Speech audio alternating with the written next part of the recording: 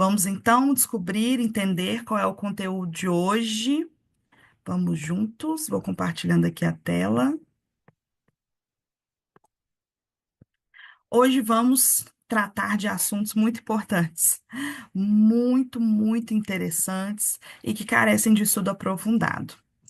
Para iniciar então essa aula, nós vamos fixar alguns conceitos que já vimos no módulo anterior, sobre a primeira tópica, sobre as pulsões, porque são conceitos muito importantes para que nós venhamos compreender a personalidade humana, segundo a psicanálise. Vamos então entrar nessa questão da estrutura da personalidade humana, falando sobre a segunda tópica da psicanálise, e vamos falar sobre a teoria do desenvolvimento psicossexual através das suas fases. Vamos falar um pouco sobre o complexo de Édipo, o complexo de Electra também no final, e vamos trazer algumas reflexões importantes. É preciso que você, aluno, compreenda que na sua grade de curso você vai ter um módulo específico sobre a personalidade humana. Então, o que nós vamos ver hoje, nós vamos poder ver de forma ampliada e acrescentando mais conceitos daqui a alguns módulos dentro dessa formação maravilhosa que você está fazendo. Você vai ter oportunidade. Lembrando sempre que a psicanálise é um conhecimento para si e para os outros. Vamos lá?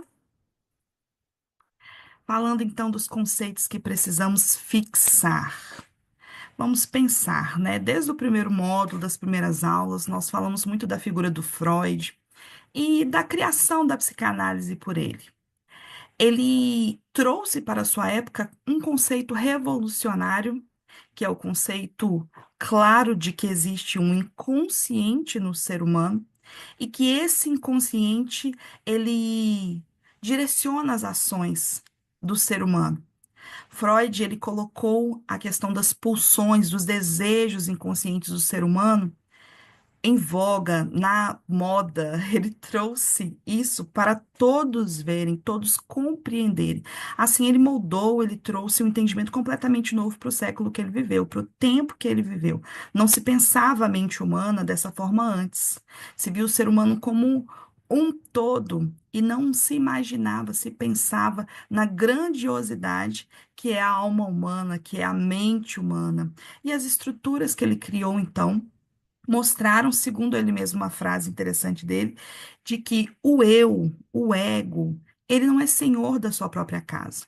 Mas o ser humano, ele é sujeito passivo do seu psiquismo, principalmente do seu psiquismo inconsciente. Creio que todos conhecem a frase de Paulo, né? O bem que eu quero fazer, eu não faço. O mal que eu desejava evitar, eu acabo fazendo.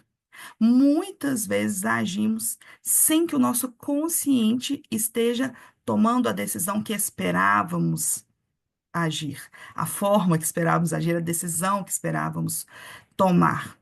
E nesse sentido, Freud traz o entendimento de que há desejos, há pulsões, há uma energia ali levando o indivíduo a agir de uma forma específica e que isso provém do inconsciente. Ele traz isso para nós. Quando vamos falar então da personalidade humana, precisamos tomar isso como uma das primeiras bases. A perspectiva da psicanálise, ela vai trazer então essas teorias, essas formulações próprias da psicanálise. Quando falamos da psicanálise no módulo um, falamos que ela se trata de uma ciência que é entendida como uma ciência como um sistema teórico e também uma ciência como uma prática. O modo de descoberta de Freud, as teorizações que ele fez, foram feitas devido a uma prática.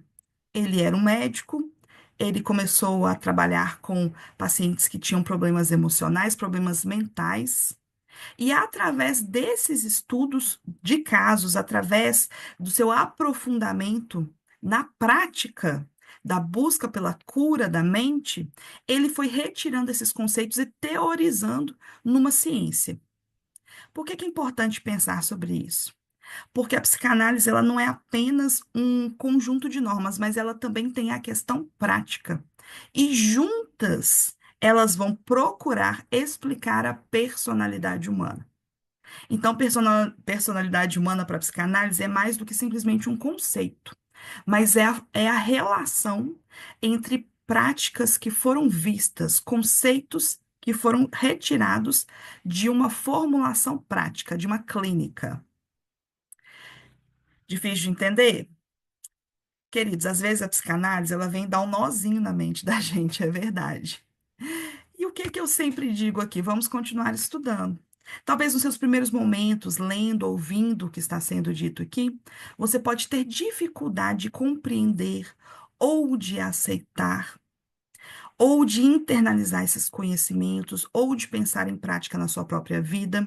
Mas por experiência própria eu te digo, à medida que você for estudando, observando os comportamentos, vendo os exemplos, analisando a si mesmo, procurando se sondar, sondar a sua mente, o seu coração, você vai perceber que essas dinâmicas que Freud retirou da sua prática clínica, teorizando, transformando na ciência da psicanálise, elas estão presentes nos nossos relacionamentos, no nosso dia a dia. A psicanálise é algo muito comum. Muitas vezes você deve ter visto, assistido filmes, lido livros, observado histórias contadas por pessoas, casos familiares, em que você se deparou com esses conceitos que nós estamos vendo aqui. Mas às vezes ter essa parte teórica e trazê-lo para a prática de início pode ser um trabalho difícil. Mas o que nós precisamos fazer é persistir. Persistir, porque vale a pena agregar esses conhecimentos a você, fixar esses conceitos. Então, eu preciso fixar esses conceitos aqui com você hoje. Como que a psicanálise surgiu, como que ela veio através dessa prática e a personalidade humana, que é o nosso assunto de hoje, a teoria do Freud sobre a personalidade humana, ela vai vir dessa prática também. Conceitos que nós precisamos ter muito claramente e que são até muito próximos do nosso dia a dia, nós vemos muito. O primeiro deles, com certeza, é o conceito da primeira tópica. Quando falamos em primeira tópica freudiana, nós precisamos, né, e podemos nos lembrar, especialmente dessa figura do iceberg, né? A figura do iceberg, o próprio Freud usou, e ela é muito emblemática. Por quê? Ela mostra esses diferentes níveis. E é interessante como aquilo que está submerso, aquilo que está debaixo da água, é muito maior do que aquilo que está fora da água. Vamos falar então do inconsciente, do pré-consciente, do consciente. Vamos falar de baixo para cima. A primeira tópica, então, diz respeito a um modelo de lugares. Freud usou esse modelo para poder explicar o que ele observou na prática clínica, observou nele mesmo. Ele observou que existe o inconsciente. O inconsciente vai corresponder a conteúdos não presentes no campo da consciência. Tudo que não está na consciência é inconsciente. Freud trouxe todo um foco sobre os conteúdos reprimidos. O que está na nossa inconsciência pode ser positivo ou pode ser negativo.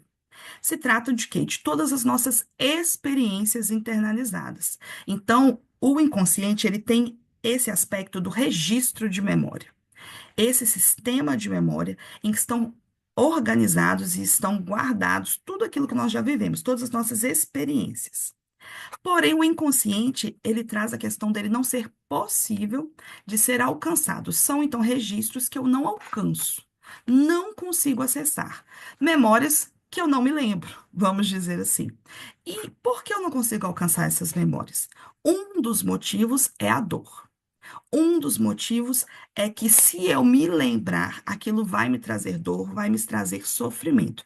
Nesse sentido, Freud traz a questão dos conteúdos reprimidos, os conteúdos que foram recalcados, que foram guardados no profundo do inconsciente e que não podem subir, vamos dizer assim, para fora da água, né, considerando aí a imagem do iceberg, porque vão causar dor, vão causar sofrimento. São traumas, medos e também desejos não aceitáveis, desejos que não podem, que não devem ser realizados. Aquilo que nós, de alguma forma, entendemos que não podemos, não devemos fazer, que não é moralmente aceitável. Tudo isso vai estar ali, esses desejos, no inconsciente. É, é interessante quando nós pensamos, porque por que nós somos assim, né? Por que não lembramos de tudo das nossas vidas? Tudo o que aconteceu? Por que não temos com clareza as nossas memórias infantis? Nós não temos com clareza coisas que nos aconteceram há tempos atrás, não lembramos de coisas que estudamos, cursos que fizemos.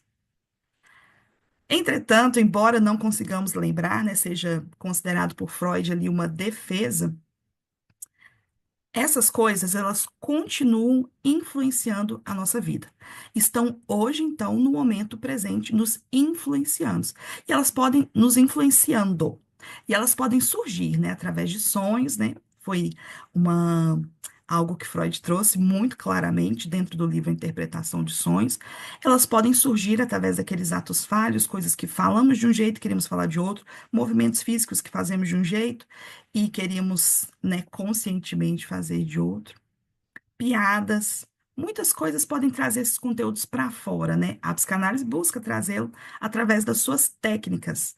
Mas, falando aqui especificamente, nesse momento, dos três sistemas psíquicos do modelo topográfico, nós vamos entender, então, esse inconsciente como esse profundo do oceano, essa parte do iceberg que está lá embaixo e que nós muitas vezes não vamos conseguir alcançar, especialmente por causa da dor, né, do sofrimento que pode ser trazer aquilo para fora.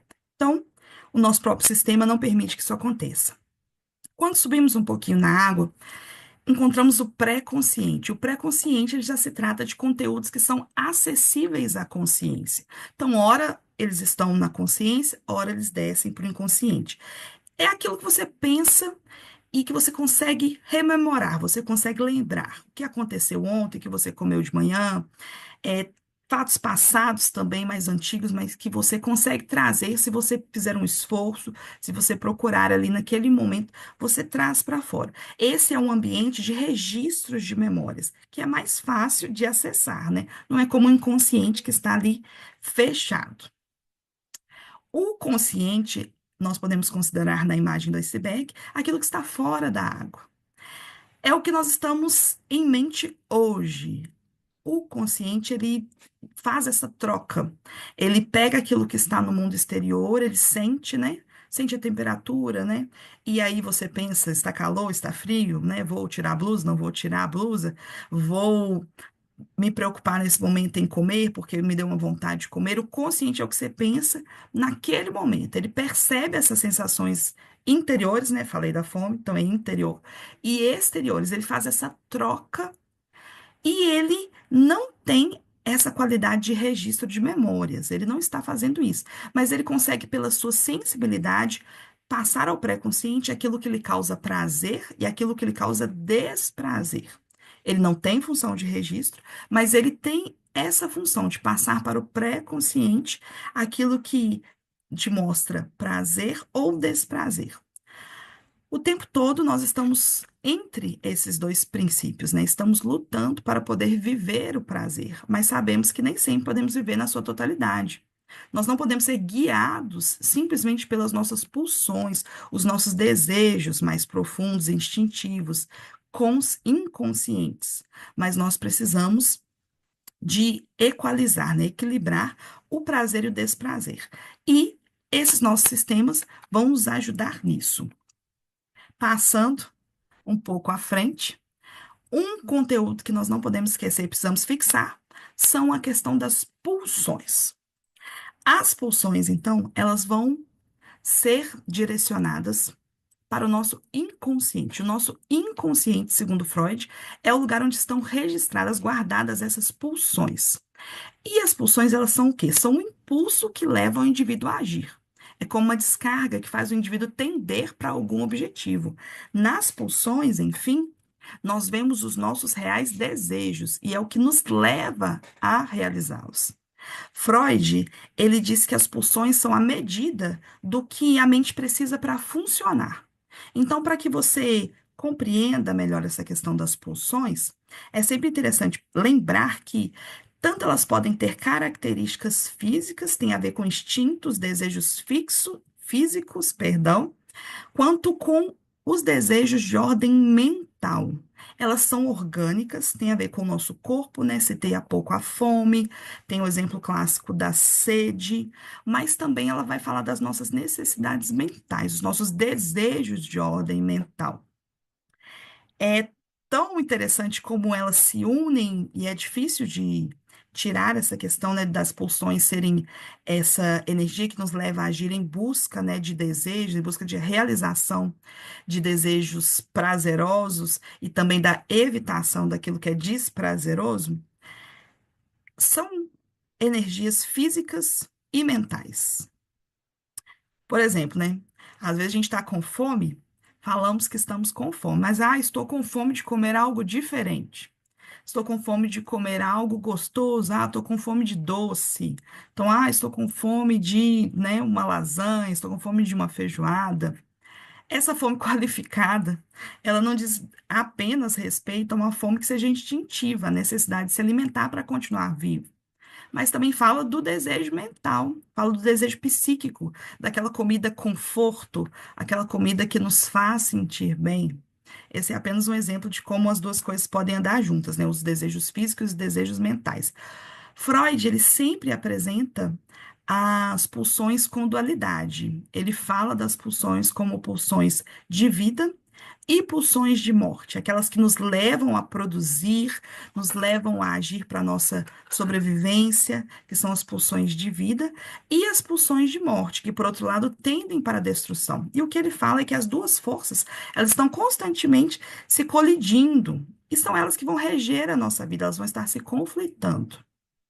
Veja como nós colocamos aqui, então, fixando conceitos. A primeira tópica e a questão das pulsões. Primeira tópica, inconsciente, pré-consciente, consciente. A segunda tópica, pulsões. Por que nós estamos falando disso no início dessa aula? Porque nós vamos falar aqui hoje da estrutura da personalidade humana. Nós vamos falar segundo a psicanálise, o que é a personalidade humana. Para isso, nós precisamos de fazer o quê? Unir consciente, pré-consciente, consciente, as pulsões que estão no inconsciente, há um terceiro elemento, que são a segunda tópica. Vejamos o que está aqui nesse slide. O psiquismo humano, ele responde a uma organização das pulsões inconscientes por meio da relação que esta emprega com os sistemas de funcionamento subjetivo do sujeito. E é através dessa dinâmica de interação que fundam os comportamentos e mecanismos individuais. Então, quando eu falo da personalidade de alguém, eu falo da maneira daquela pessoa ser e agir. Quando eu falo da personalidade de um ser humano, de um sujeito, eu estou querendo falar dos comportamentos, dos mecanismos que regem as ações, a vida daquela pessoa individualmente. Cada pessoa, um ser único. Para eu entender, segundo a psicanálise, os comportamentos, os mecanismos individuais de uma pessoa, eu preciso compreender o inconsciente, o consciente e pré-consciente daquela pessoa, o inconsciente trazendo as pulsões, que são a energia que vão levar aquela pessoa a agir, são a força que vão levar aquela pessoa a tender para poder buscar os seus desejos, buscando prazer, evitando o desprazer, e também como que o sistema funciona dentro daquela pessoa. Como que uma pessoa funciona por dentro? Há um conjunto de sistemas operando a partir da conexão entre inconsciente e consciente, através das instâncias psíquicas postuladas na segunda teoria topográfica. A segunda teoria é id, ego e superego. Falamos dessas três instâncias psíquicas já no módulo anterior. Mas vamos aqui tecer algumas minúcias sobre elas, trazer citações de Freud aqui para que vocês tenham clareza e fixem isso bastante. Vamos lá. Começando pelo id.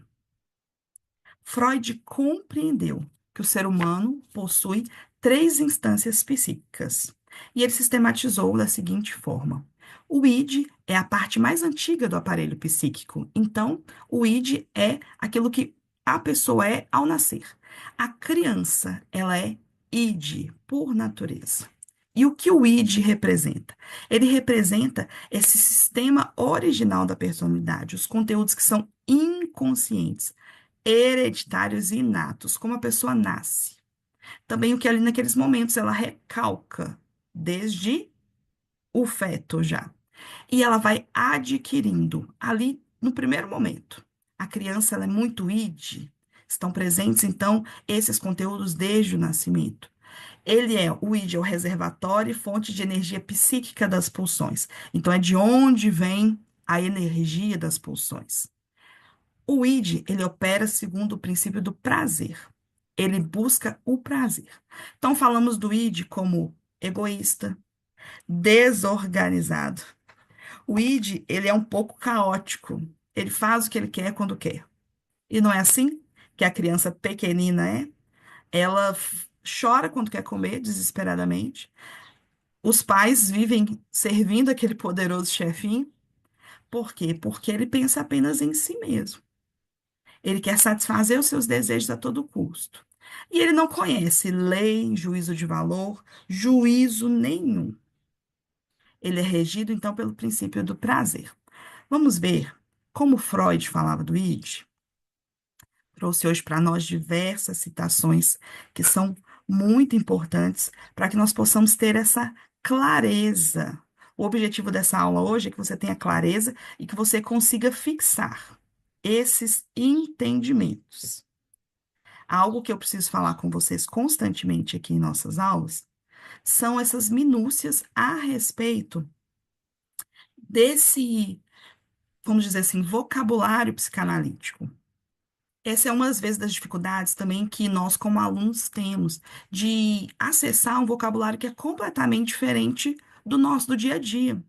Ou muitas vezes usarmos palavras que nós já conhecemos do nosso dia a dia, trazendo um outro conceito, um outro entendimento com uma profundidade diferente. Por isso, hoje nós vamos dar uma mergulhada em frases de Freud, para que nós possamos ter, através da repetição aqui do nosso ouvido, esse essa fluidez maior nos termos da psicanálise. Então, sobre o id, vamos fazer um mergulho agora. Diz assim o Freud: o id é a parte mais primitiva e inconsciente da mente, onde se localizam os instintos e desejos mais básicos. Então, ali, o bebê, ele nasce id. Vamos continuar? O id é uma fonte de energia psíquica que alimenta os desejos e impulsos do indivíduo. Então, a energia do id é que faz com que nós venhamos ir atrás dos nossos desejos. O id é uma fonte de energia psíquica que alimenta os desejos mais básicos do indivíduo, como o instinto sexual e o instinto da sobrevivência. Desde então, pequenininhos, o id, ele nos faz ter esse desejo de sobreviver. Ele traz também uma carga de instinto sexual. Vamos falar muito sobre isso hoje ainda.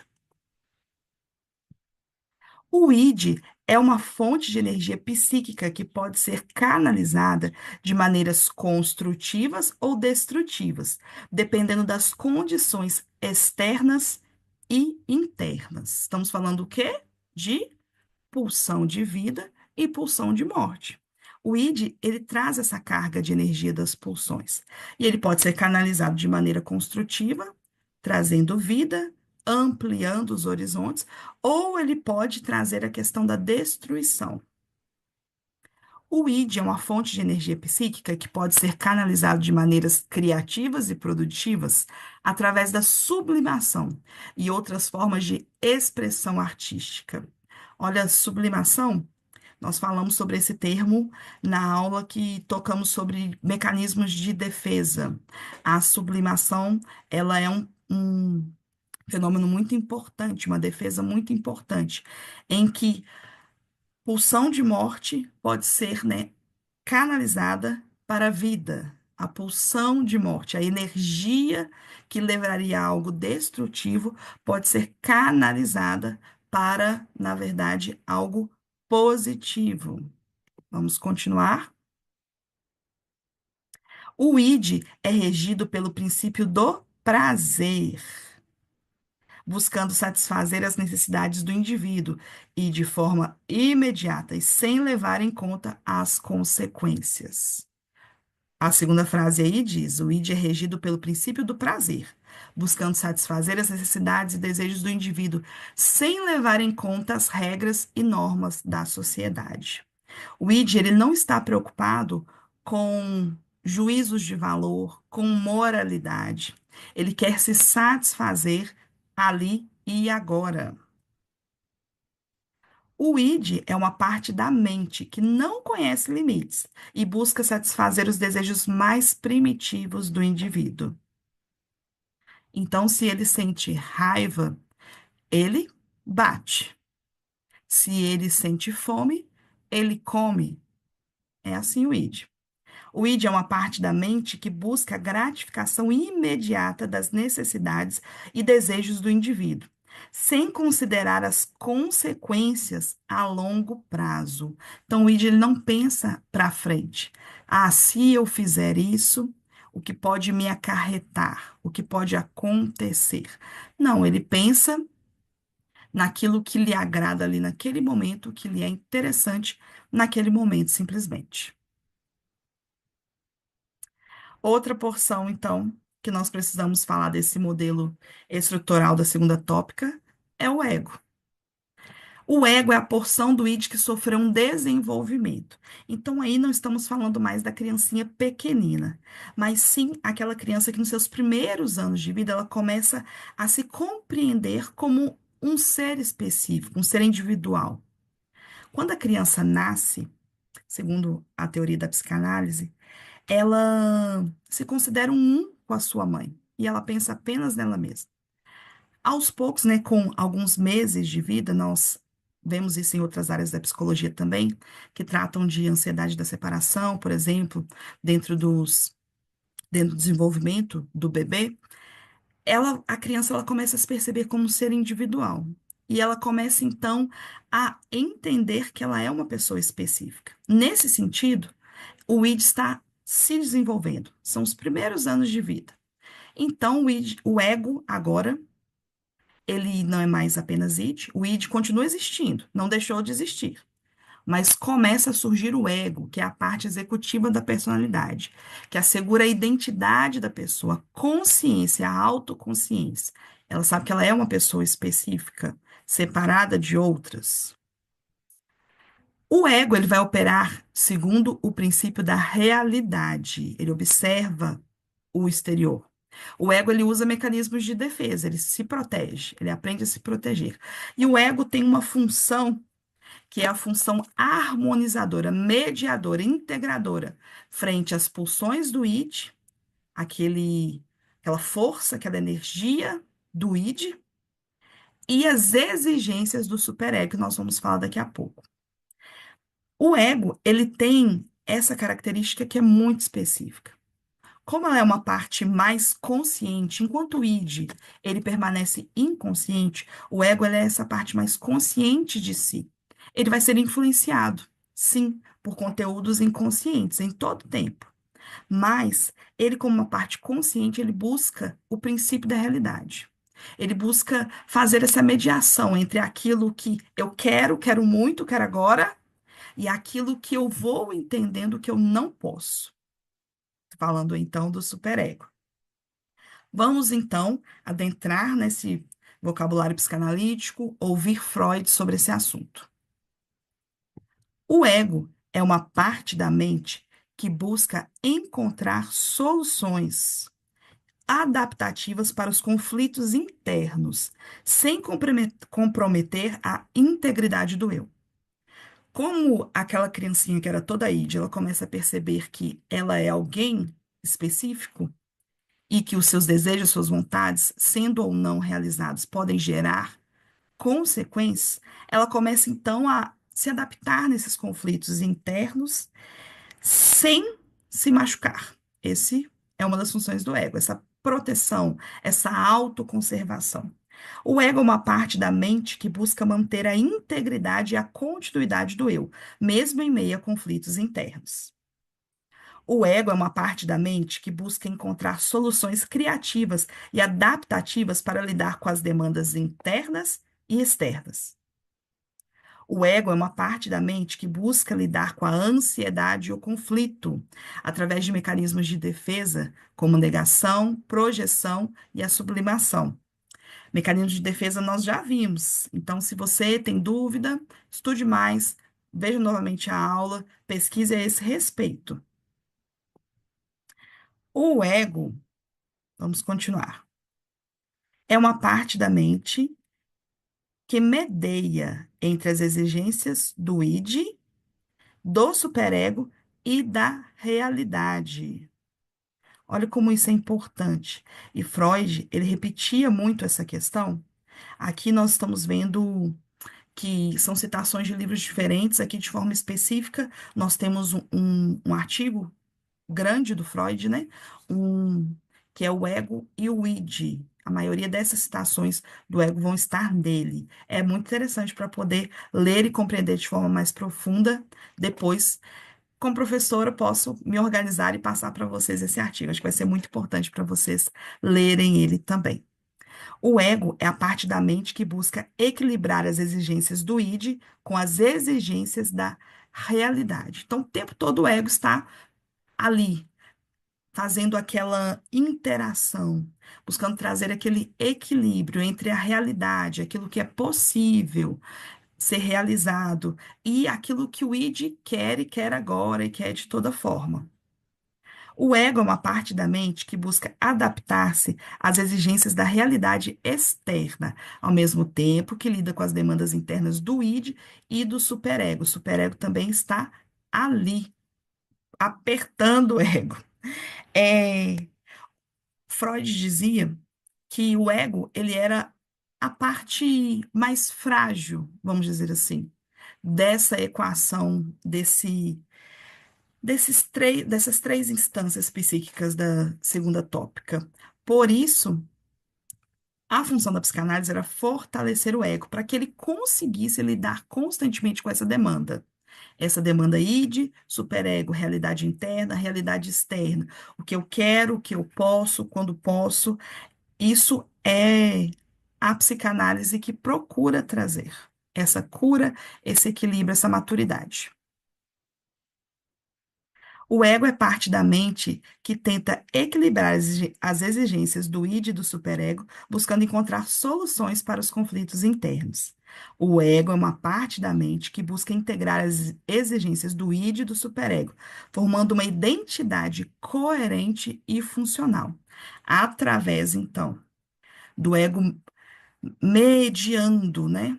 Palavra difícil aqui, mediando, através do ego equilibrando as funções do id e do superego, essas exigências, ele vai estar fazendo o quê? Formando essa identidade que seja coerente, que seja funcional. O ego é uma parte da mente que busca equilibrar as demandas do id, do superego e da realidade externa, através de mecanismos de defesa. Os mecanismos de defesa são uma característica muito importante do ego. Vamos falar agora do superego.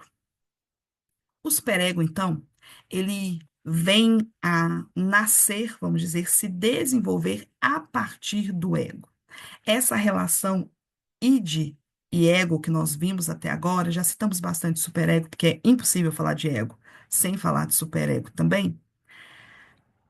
A partir do momento em que a criança era apenas id, primeiros aninhos de vida, primeiro ano de vida praticamente, ela vai entendendo que ela é uma pessoa, ela vai entendendo que ela é uma identidade específica, ela precisa se proteger, ela entende que ela tem desejos, mas que a realidade externa dela nem sempre vai permitir que ela os realize. A partir daquilo se desenvolve então o superego. O superego ele vai se internalizar e ele vai se integrar à personalidade por volta dos 5 anos de idade, mais ou menos, dentro da formação, segundo a teoria aqui da personalidade da psicanálise. O superego, ele vai ser principalmente representante dos pais, são dos cuidadores iniciais ali da família. O superego, ele é um juiz e ele vai mostrar à pessoa aquilo que é certo ou errado. O indivíduo ele vai entendê-lo como a sua porção moral. Ele tem várias funções, assim como os demais, né? As funções dele são a autoconservação, a consciência moral e também o ego ideal. A questão do ego ideal é sempre bom apontar, porque o superego, ele não apenas diz o que você deve fazer ou o que você não deve fazer, mas ele modela quem você gostaria de ser. Modela o seu ideal de pessoa e tenta te aproximar o tempo inteiro daquilo. Entretanto, ele, como uma lei muito profunda dentro de uma pessoa, ele pode ser ali um ditador, um exigente a nível máximo e causar sofrimento a própria pessoa. Vamos lá? Mergulhando em Freud sobre o superego. O superego é a instância da mente que representa as normas sociais internalizadas. Então, a criança ela vai compreendendo que ela não pode comer a qualquer hora, ela não pode sair para brincar a qualquer hora, ela não pode ir ao banheiro a hora que ela quiser, vamos dizer assim. A expressão ir ao banheiro, né, falando especificamente, né, de é, tanto a questão da urina quanto a questão das fezes, ela vai precisar de controlar isso, ela vai precisar de chegar a esse entendimento um pouco antes, e à medida que ela vai conhecendo a respeito do próprio corpo dela, ela vai entendendo que existem regras sociais também que ela precisa cumprir. Causa conflito, muitas regras que para nós adultos parecem básicas, mas para ela causa conflitos. E esse processo, né, de entender o que é esperado dela dentro de uma sociedade é o que vai criando o superego. O superego vai ser formado durante esse processo de socialização.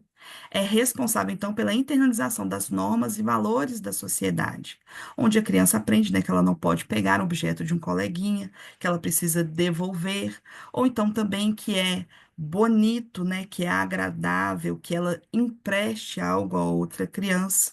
Ela vai compreendendo esses valores. O superego ele pode ser influenciado pelos valores e crenças dos pais e da cultura em que o indivíduo cresce. O superego, ele pode ser influenciado pelas figuras de autoridade na vida do indivíduo, como pais, professores e líderes religiosos.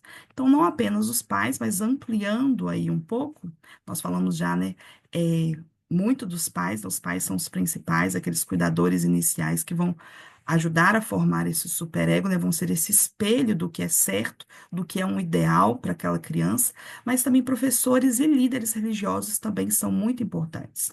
O superego ele pode ser influenciado pelas experiências vividas pelo indivíduo ao longo da vida, como traumas e eventos significativos. Então, alguns traumas, alguns eventos significativos na fase de formação do superego, né, que nós falamos ali que é até por volta dos 5, 6 anos, e tudo que foi vivido até ali, isso vai influenciar a formação do superego, sem dúvida, né? A ausência de algum dos genitores influencia muito a questão do superego. E o superego também, ele pode se tornar o quê? Excessivamente rígido e crítico, levando a culpa e a autocensura em excesso. Então, embora de certo modo, né, ele pareça é, totalmente positivo, porque ele vai dar uma estrutura para que a criança, enfim, ela vai se percebeu como pessoa através do ego, e ela vai se perceber ali como alguém que precisa de obedecer algumas leis para poder viver em sociedade, alguém que precisa ser e agir de alguma forma. O excesso, né, o superego forte demais, ele pode esmagar o ego. Ele pode trazer dor e sofrimento. O superego ele pode se tornar excessivamente crítico e punitivo, levando a um sentimento de inferioridade e inadequação. A criança, e falando lá na frente o adulto, ele passa a se ver como alguém que é incapaz de produzir algo bom, que é incapaz de realizar coisas que outras pessoas realizam, que é inadequado para funções da vida.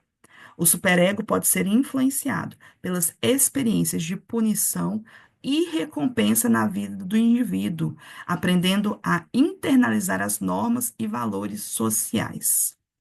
Como que então, durante aquela formação do superego, até aquela idade da criança, ela viveu as questões da punição e recompensa? Ela era realmente recompensada quando ela fazia coisas boas, ela era excessivamente punida ao fazer coisas ruins, vamos colocar aspas aqui nessas expressões. Como que as suas autoridades lidavam com isso?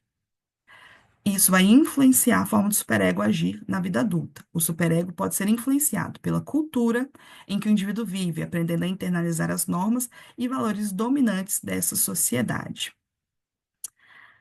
Queridos, todas essas frases de Freud, né, por vezes repetidas em alguns aspectos, mas vocês podem ver que em todas elas trazemos algo novo e é importante que você pegue seu material e leia elas novamente, né? Seja um bom estudante, grife, marque aquilo que você viu que está diferente, está interessante, para que você entenda e comece a trazer isso para dentro de você. Tudo isso que nós vimos aqui sobre id, ego e superego, isso vai nos mostrar a importância do desenvolvimento infantil, que é algo que a gente vai falar bastante hoje. Mas primeiro, eu preciso trazer aqui para nós que a meta fundamental da psique, da mente humana, desse funcionamento, é manter e recuperar, quanto perdido, inclusive, o equilíbrio dinâmico. Nós estamos ali entre o prazer e o desprazer. E o objetivo ali dessas três instâncias psíquicas é, através especialmente do ego, que faz essa função mediadora, trazer equilíbrio. Vamos juntar aqui nessa frase tudo isso que nós falamos. Vamos seguir aqui, ó. A meta fundamental da psique é manter e recuperar, quando perdido, um nível aceitável de equilíbrio dinâmico que maximiza o prazer e minimiza o desprazer. A energia que é usada para acionar o sistema nasce no id, que é de natureza primitiva, instintiva, pulsões. O ego, emergindo do id, existe para lidar realisticamente com as pulsões básicas do id e também age como um mediador entre as forças que operam no id e no superego e as exigências da realidade externa.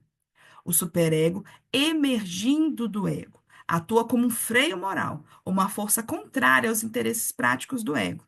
Ele fixa uma série de normas que definem e limitam a flexibilidade desse último. Estamos aí nessa frase, então, trazendo nessa citação o equilíbrio que é necessário que exista entre id, ego e superego. O id trazendo toda a sua força pulsional, toda a sua energia. O ego que evoluiu do id, trazendo essa consciência da realidade externa. O superego, por outro lado, lutando ali contra o id e o ego tentando resolver todas essas questões no meio, precisando ser fortalecido por cada um de nós e, como eu já disse, tem na psicanálise essa função de fortalecer o ego mediante as exigências do id e as exigências do superego. Nós vamos falar sobre a formação da personalidade da psicanálise, mas antes trazemos esse quadro aqui. A teoria da personalidade pela psicanálise, então, ela vai trazer a segunda tópica, id, ego e superego. Não fala da pessoa como uma personalidade unificada, mas o sujeito, o adulto, vamos assim dizer, um sujeito comum, um sujeito normal, mesmo adolescente, a criança mais velha, né? Após ali a criação, a formação, né, do superego, ela é id, ego e superego. E os seus conflitos com a realidade exterior. Lembrando que o id traz todo o inconsciente e a função e a pulsão que há nele. Ok? Entenderam até aí? Pode ser que seja um pouco difícil. Vamos trazer minúcias a cada aula, vamos lendo, vamos ouvindo a esse respeito mais e mais, revendo as frases, para a gente poder fechar esse conhecimento. Falando agora, então, de formação da personalidade na psicanálise, nós vamos precisar, então, trazer para nós o que Freud pensou, o que ele intentou quando ele quis falar sobre personalidade. Ele quis trazer a personalidade em sua formação. Ele não apenas conceituou. Ah, então personalidade é id, ego e superego, com a questão da realidade exterior, é então as pulsões ali do inconsciente, trazendo coisas, né, ao consciente, e o ego tendo a lidar com tudo isso. Não apenas ele trouxe algo conceitual, mas ele quis nos explicar através da prática. E ele colocou realmente um enfoque muito grande, como a gente já viu aqui em toda essa aula nesse discurso. A importância dos primeiros anos de vida. Como os primeiros anos de vida de uma criança, de uma pessoa, são cruciais na formação da sua personalidade. E ele traz para nós, então, que Os problemas psicológicos que uma pessoa tem na vida adulta, elas podem ter origem em diferentes momentos da formação daquela criança. Então, com o alvo de explicar a personalidade humana, Freud desenvolveu a teoria do desenvolvimento psicossocial. Perdão, teoria do desenvolvimento psicossexual. É a teoria do desenvolvimento psicossexual. Por que nós estamos falando sobre isso hoje? Por que estamos trazendo isso hoje? Porque é impossível, segundo Freud, trazer para nós o conhecimento da personalidade sem voltar à infância e sem falar da sexualidade na infância. Nós vamos ter, queridos, um módulo específico que vamos poder esmiuçar, vamos poder falar muito sobre tudo isso que estamos falando hoje. Mas hoje, especificamente, né, nós vamos falar sobre as fases do desenvolvimento psicossexual que vem dessa teoria de Freud. Primeira coisa que nós precisamos deixar muito claro é que quando falamos da sexualidade da infância, nós não estamos falando de sexo, sexo no sentido da relação sexual, do coito. Falar de energia sexual, falar até mesmo de atração sexual a nível inconsciente, não é o mesmo que falar de sexo simplesmente. Por que é importante falar sobre isso? Porque essa teoria de Freud, ela foi vista, né, como um tabu, foi vista como a sexualidade como um tabu, né? Na época dele, vamos pensar lá em 1900, era um tabu maior ainda. E ainda hoje é muito difícil falarmos, né, sobre sexualidade infantil sem trazer ali algumas dificuldades do entendimento. As propostas de Freud, elas têm, sim, sido alvo de polêmicas, alvo de controvérsias, mas nós vamos fazer o quê? Nós vamos compreender o que ele quer dizer. E vamos estudar mais, e vamos ler mais, e vamos criticar sim, vamos trazer clareza a mais coisas, combinado? O que que é importante você gravar nesse momento? Freud diz que se um ser humano, se uma pessoa passar de forma natural, respeitando as fases do desenvolvimento psicossexual, ela vai se tornar um adulto que tem uma personalidade bem formada, ou seja, uma personalidade saudável. É isso que ele quer trazer para nós. São 5 essas fases. Nós vamos passar, né, como se fosse uma visão aérea por cima de todas essas fases hoje.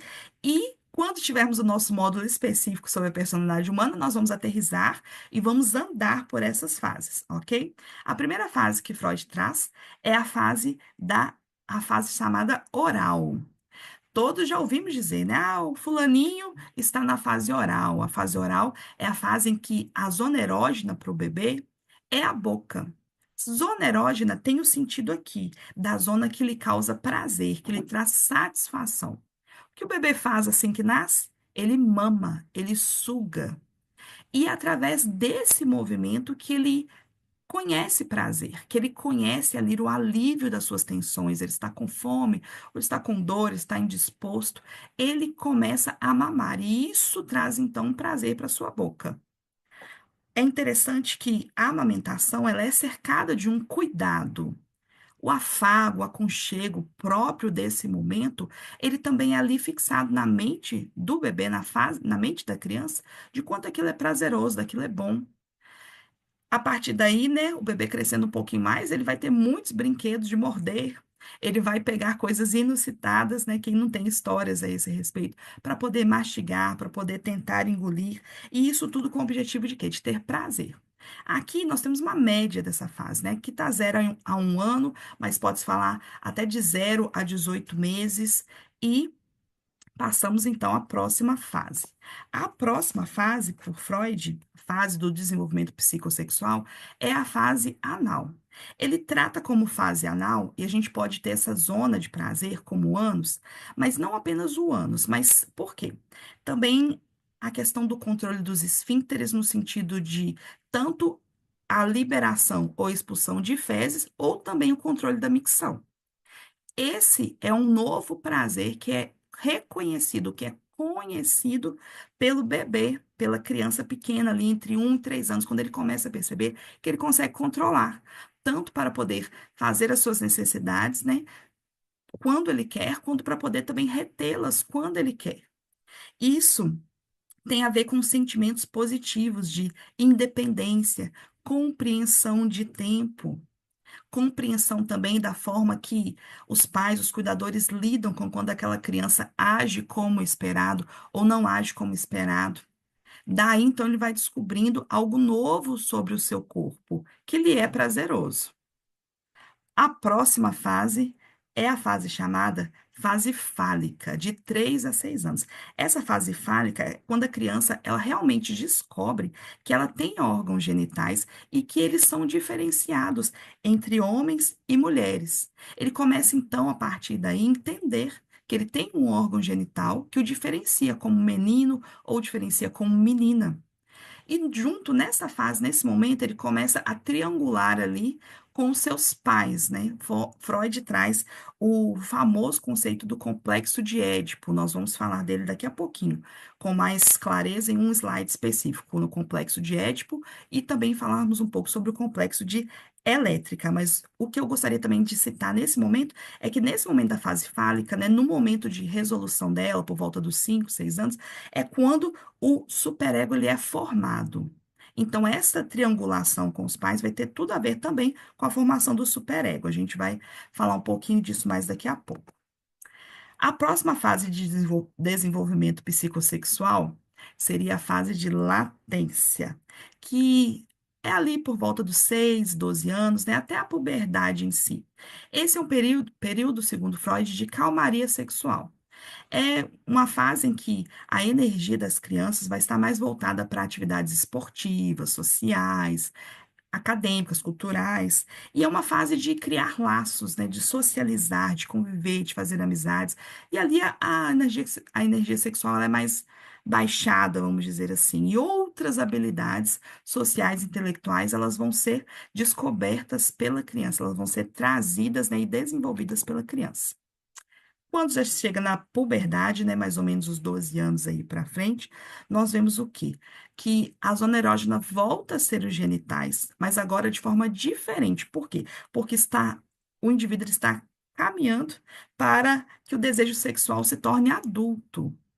O foco, então, começa a recair sobre os relacionamentos íntimos, sobre a satisfação sexual madura e continua se desenvolvendo. Olha, é de 12 anos em diante. A personalidade ela vai continuar se desenvolvendo, tendo aí como um foco a questão, sim, da sexualidade madura. Agora sim. Essa frasezinha do final do slide é importante frisar. A personalidade saudável permite o equilíbrio entre os impulsos do id, as restrições do superego e a realidade controlada pelo ego.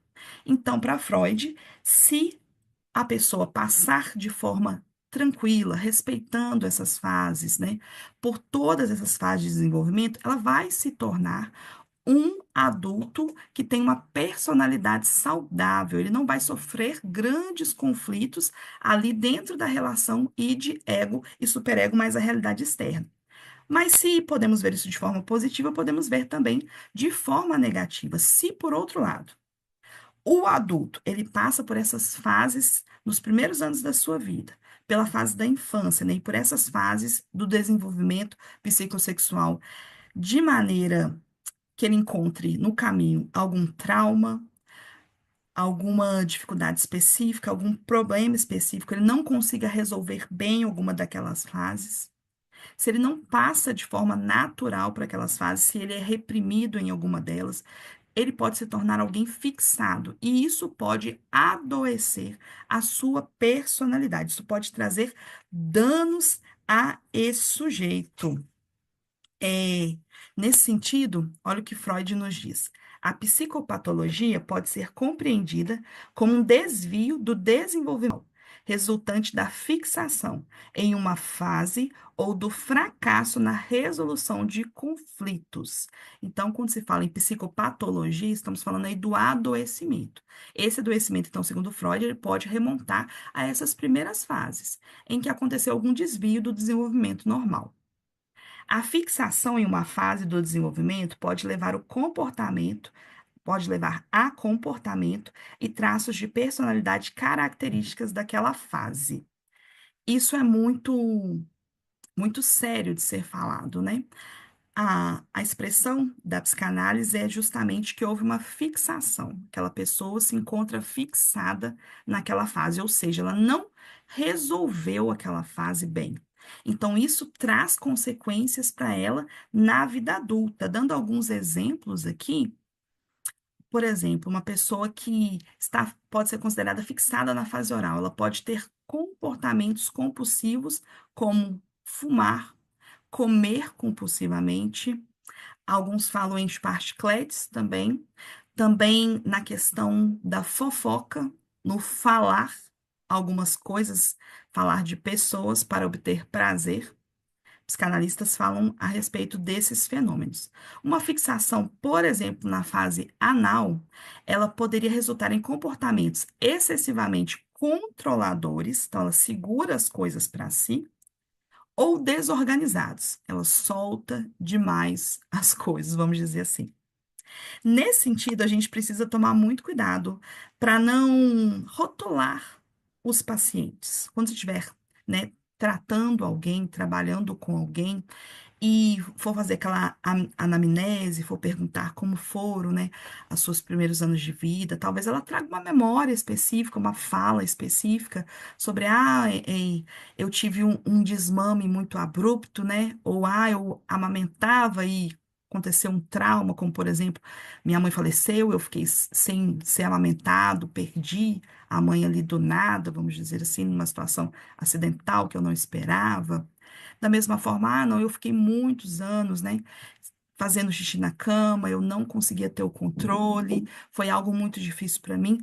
Tudo isso pode ser trazido à análise. Aí o momento do analista, do psicanalista, ter aquele cuidado, aquela empatia de não simplesmente rotular aquela pessoa, você, já que você viveu assim, na sua infância você viveu dessa forma, agora você está fixado nessa fase e você sempre está agindo dessa forma por causa disso. Mas procurar tratar, né, de várias formas específicas ao redor ali de todas as outras características da personalidade daquela pessoa, para não fazer o quê? Não trazer para a pessoa um rótulo que vai reduzi-la àquilo, né? Não trazer essa característica reducionista. Então, então você agora é uma pessoa que está fixada e você nunca vai sair, né, dessa situação. Não, a psicanálise ela nos abre para a maturidade, ela nos ajuda a chegar à maturidade das emoções. Memórias difíceis de trazer ali dessas fases, né? Fatos turbulentos, traumas que aconteceram, pode trazer então essa fixação, sim. E faz parte do trabalho do analista procurar compreender, né, como que características daquela pessoa, da sua personalidade hoje, podem estar ligadas a essas fases psicossexuais da teoria de Freud. Quando falamos da fase de latência, comentamos aqui a respeito do complexo de Édipo e falamos também do complexo de Electra. Esse complexo de Édipo é um termo, né? É uma instância, né? Que Freud trouxe, que de fato ela é observável no dia a dia e ela precisa ser entendida pelas pessoas e também por nós psicanalistas, para evitarmos que a pessoa sofra mais, que ela tenha mais dificuldades. Essas relações primeiras, né? Pais, são as relações mais importantes que vão ali construir o superego de uma pessoa, vão formatar esse superego.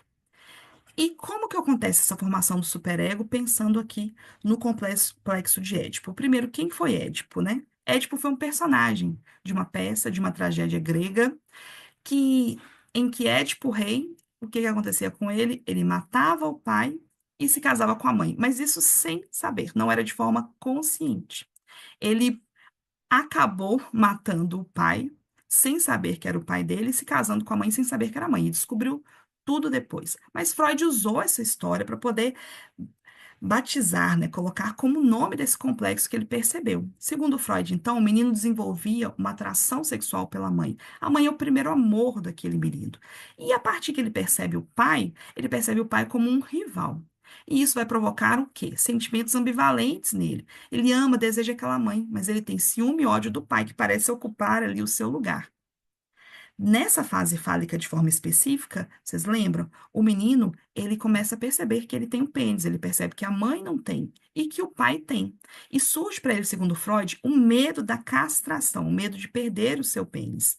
E quando ele sente esse medo, ele percebe que ele não pode ter o pai como um rival para sempre. O pai é uma grave ameaça para ele.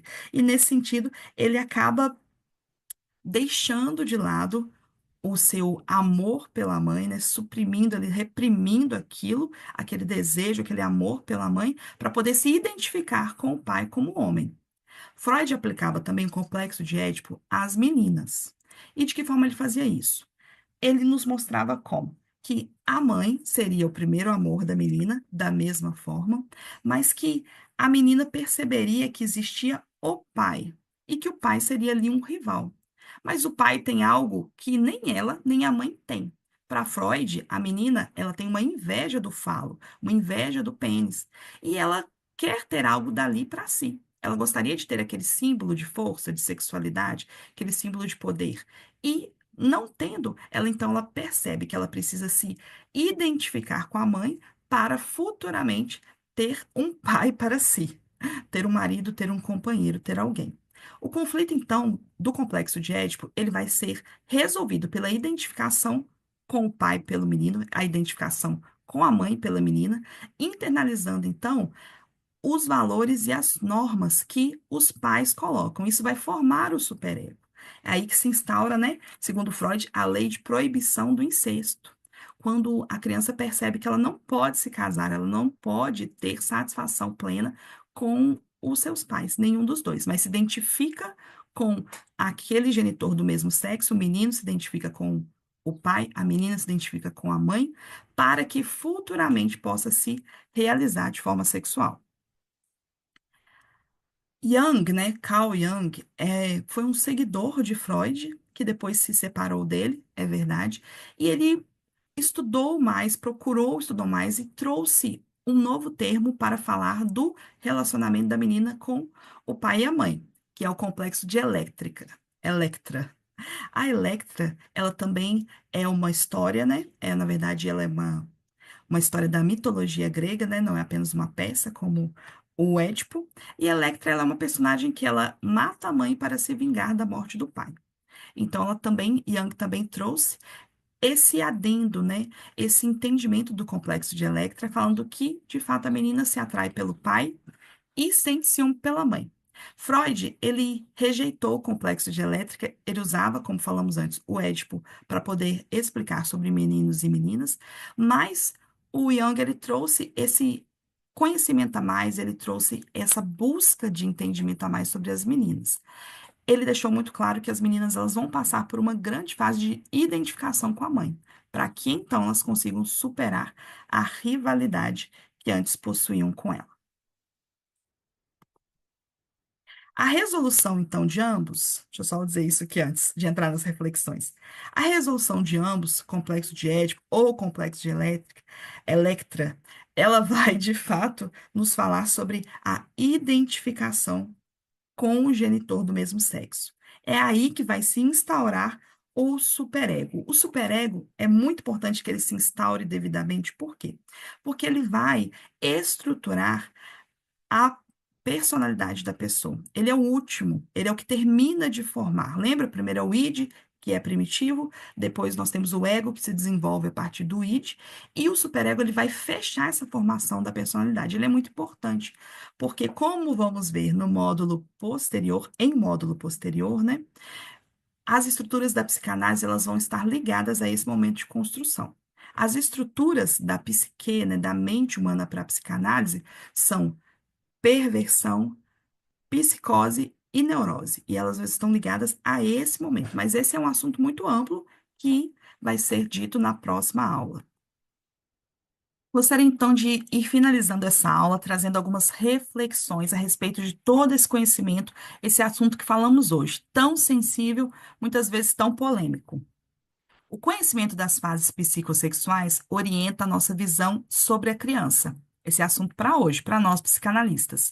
Assim, vemos que a educação sexual ela ajuda a criança a formar uma personalidade saudável. Estamos ajudando ela hoje a ter uma personalidade saudável no futuro.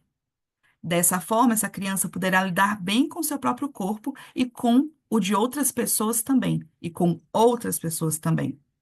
Logo, ensinamos, através da educação sexual, que certos lugares, certas partes do corpo precisam de limites, não podem ser tocados por estranhos. E agindo dessa maneira, é possível então estimular a criança a se desenvolver de forma saudável e até mesmo garantir que ela se livre de situações abusivas. Próximo slide diz: educar uma criança sexualmente não significa que ela aprendeu o que é sexo. Olha, a psicanálise nos fala da importância de respeitar cada uma das fases, não é pular nenhuma fase. Mas ao transitar, então, a criança normalmente de uma fase para outra, ela por conta própria descobrirá o que é uma sensação boa ou uma sensação ruim. Reprimir essa descoberta pode causar problemas de segurança e autoconfiança, por exemplo, e em casos graves, até mesmo trazer transtornos mentais, trazer psicopatologias. Assim sendo, é importante ressaltar a importância de que pais, professores, pessoas próximas à criança se mantenham sempre atentos. Freud, então, como sempre, nos traz aqui a sua sabedoria, o seu entendimento de tudo isso que falamos para nos ajudar a finalizar essa aula. Olha o que ele diz. A influência da experiência infantil na vida adulta é fundamental para a compreensão da personalidade e do comportamento humano. Assim, sempre quando atendemos uma pessoa, olhamos para o passado dela. Mas não apenas olhamos para o passado, observamos os sintomas atuais, os seus comportamentos atuais, a sua personalidade atual com vistas ao quê? A ajudá-la, a curá-la. A terapia psicanalítica visa a identificação e a resolução de conflitos inconscientes que impedem o desenvolvimento saudável do indivíduo. O desenvolvimento da personalidade humana é um processo contínuo que se estende por toda a vida. A psicanálise nos traz essa verdade, de que estamos sempre nos desenvolvendo, e assim podemos compreender os conflitos e mudar. Muito obrigado por estar comigo nessa aula. Te aguardo, então, em outras aulas, no próximo módulo. Agradeço muito pela paciência aqui comigo, por me ouvir. Te incentivo, continue estudando, leia essa aula de novo, ouça novamente, pesquise sobre esses assuntos, volte em cada uma das citações de Freud. Sei que foi um período ali tenso da aula, trazer aquela compreensão, mas que você possa, sim, a cada dia mais estudar para se tornar um excelente psicanalista e poder ajudar muitas pessoas, compreendendo a você mesmo e a todos que lhe pedirem ajuda. Um grande abraço. Até a próxima oportunidade. Que Deus te abençoe.